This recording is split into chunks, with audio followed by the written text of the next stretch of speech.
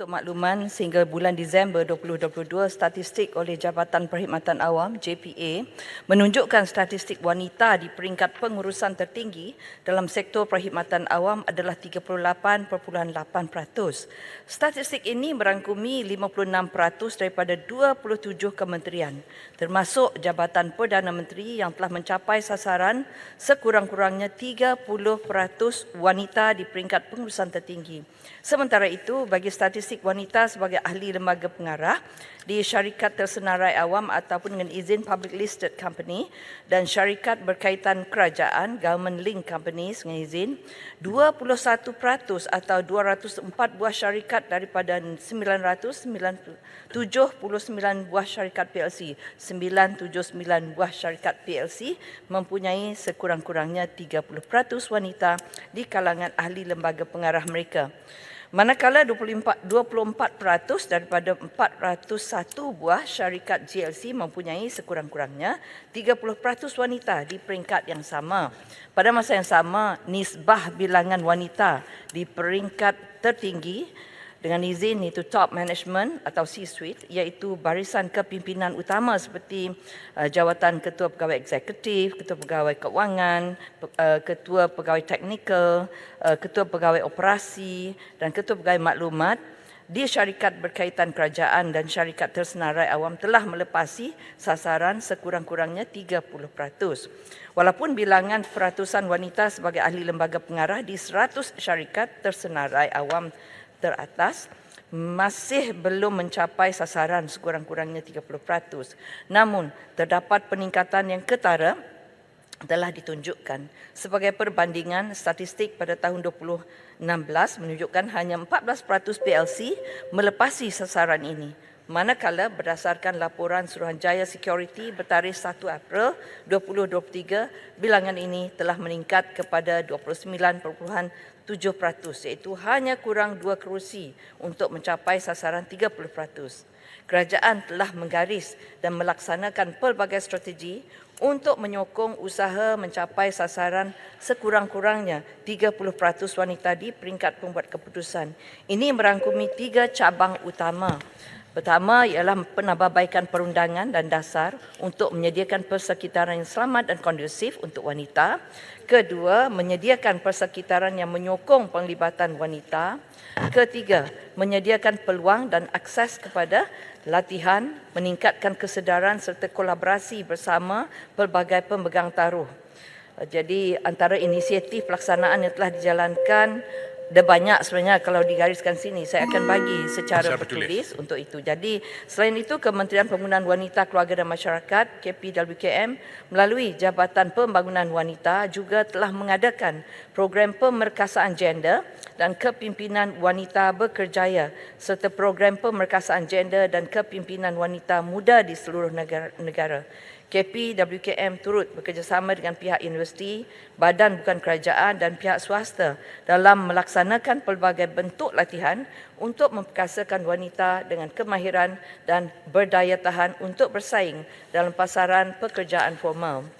Usaha dan inisiatif yang dilaksanakan oleh Malaysia dalam mencapai sasaran sekurang-kurangnya 30% penglibatan wanita ini juga diiktiraf dunia apabila delegasi wanita Malaysia yang diwakili KPWKM telah dianugerahkan dengan Ministerial Award menerusi pembentangan bertajuk dengan izin Women Empowerment at least 30% of women in decision-making position semasa 2023 Global Summit of Women yang telah diadakan di Dubai, Emirat Arab Bersatu pada awal bulan ini.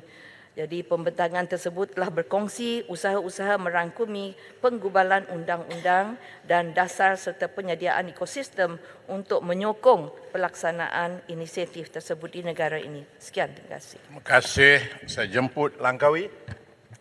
Terima kasih Datuk Yang di-Pertua. Sebelum saya bertanya soalan, izinkan saya untuk membaca beberapa statistik ataupun kajian dibuat oleh Statista, Deloitte dan juga Guardian Financial. Dikatakan bahawa 15% sahaja daripada 500 Fortune 500 adalah daripada kalangan wanita. Dan hanya 13 negara atau 21% mempunyai di negara-negara luar mempunyai wanita sebagai menteri atau head of government mengikut kajian ini. Dan angka ini hanya akan mencapai gender equality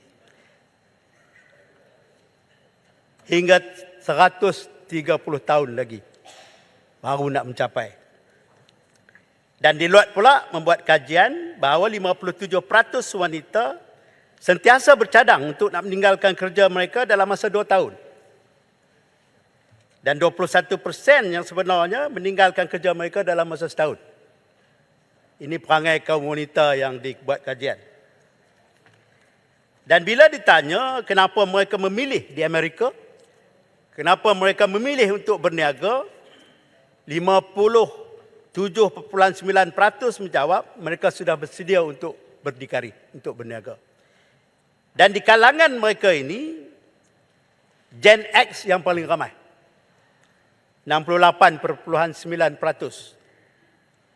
Baby boomers, macam golongan saya ni, sama umur dengan saya ni, yang kerja buat anak banyak, 19.4%. Dan millennials adalah 10.7%. Maka soalannya, adakah kementerian membuat kajian seperti mana kajian-kajian dilakukan detail seperti ini untuk dijadikan guidelines kepada kita di dalam menaikkan lagi peningkatan dan keterlibatan kaum wanita di dalam dunia korporat ini. Dan soalan saya, apakah bentuk kerjasama di antara kementerian-kementerian lain dalam meningkatkan 30% yang telah pun ditetapkan oleh kerajaan. Terima kasih, Datuk Yang di-Pertua. terima kasih. Short and sharp. Silakan Menteri. Terima kasih Yang Berhormat Langkawi. Sebenarnya memang kita ada juga menjalankan kajian yang dijalankan oleh pihak Institut Sosial Malaysia atau ISM di bawah kementerian kita. Dan kajian ini dijalankan bagi menilai tahap pencapaian sasaran kadar 30%, bukan seperti yang didetail tadi kan, tetapi ini memang kita ada kita punya kajian. Status pencapaian ini dibagikan kepada beberapa sektor, iaitu swasta yang merangkumi syarikat tersenarai awam, syarikat berkaitan kerajaan dan perusahaan kecil dan sederhana. Selain itu, perbandingan pencapaian kadar 30% turut dilaksanakan bagi sektor awam, politik, institusi, pengajian tinggi dan pertubuhan bukan kerajaan. Kajian ini mengaplikasikan beberapa kaedah pengumpulan data primer dan data sekunder, iaitu kaedah temubual, tinjauan melalui soal selidik, analisis kuantitatif perbadanan.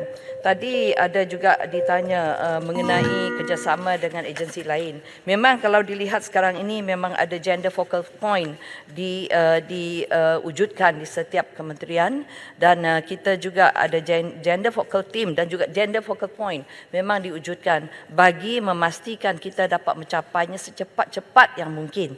Dan kalau dari segi kerjasama lain tu memang sudah biasa. Kita JPW, Jabatan Pembangunan Wanita di kementerian kita memang sentiasa menjalankan kerjasama dalam apa juga bentuk demi untuk memastikan kita memajukan wanita. Tak kira 30%, kita nak capai lebih daripada itu supaya lebih ramai wanita maju, lebih majulah negara kita. Terima kasih. Terima kasih. Tibalah masanya untuk Parit Sulong. Terima kasih Yang Berhormat Speaker. Terima kasih juga kepada kementerian di atas perkongsian kejayaan-kejayaan kementerian. Cuma saya nak bertanya pada pihak kementerian, apakah usaha kementerian dalam menggalakkan partisipasi wanita di dalam politik agar boleh mencapai 30%, dan adakah kerajaan bersedia untuk meminda undang-undang untuk memastikan penglibatan sekurang-kurangnya 30% wanita, terutama di parlimen, khususnya di Dewan Rakyat, yang kini belum lagi tidak pernah mencecah 20% ahli parlimen dalam sejarah 60 tahun kewujudan Parlimen Malaysia. minta jawapan. Terima kasih. Sila Menteri. Terima kasih Tuan Ketua, terima kasih Pak Sulong yang sama-sama berjuang dari dulu dah sampai tua kita masih tak kita sampai ke sini. Kita tak tahu kita capai ke tidak. Belum Tuan tua Yang Pertua, kita perlu sokongan yang lain lah, bukannya ada wanita saja ya. Tuan Dipertua, untuk memenuhi hasrat yang diutarakan oleh Yang Berhormat itu, ia memerlukan keazaman politik ataupun political will semua pihak yang terlibat, baik dari kem sebelah sana maupun di sebelah sini, kedua-dua pembangkang dan juga kerajaan. Saya menyatakan demikian kerana ia amat bergantung kepada political will untuk mencapai hasrat itu. Adalah kerana sekiranya semua pihak benar-benar ikhlas mahukan ia direalisasikan, maka langkah-langkah untuk memastikan hasrat itu tercapai boleh diambil oleh kepimpinan tertinggi pihak-pihak yang berkenaan, walaupun tanpa ada penggubalan atau pindaan undang-undang untuk memaksa mana-mana pihak memberi peluang dan ruang untuk menyaksikan wanita mewakili sekurang-kurangnya 30% daripada jumlah ahli di Dewan Rakyat. Secara peribadi, Tuan Dipertua, saya berpandangan ia masih jauh untuk dicapai. Namun, ia bukanlah sesuatu yang mustahil sekiranya semua pihak benar-benar ikhlas, benar-benar mahukannya dan benar-benar bersungguh untuk mengambil inisiatif untuk merealisasikannya. InsyaAllah, di mana ada kemahuan, di situlah ada jalan. Terima kasih. Terima kasih.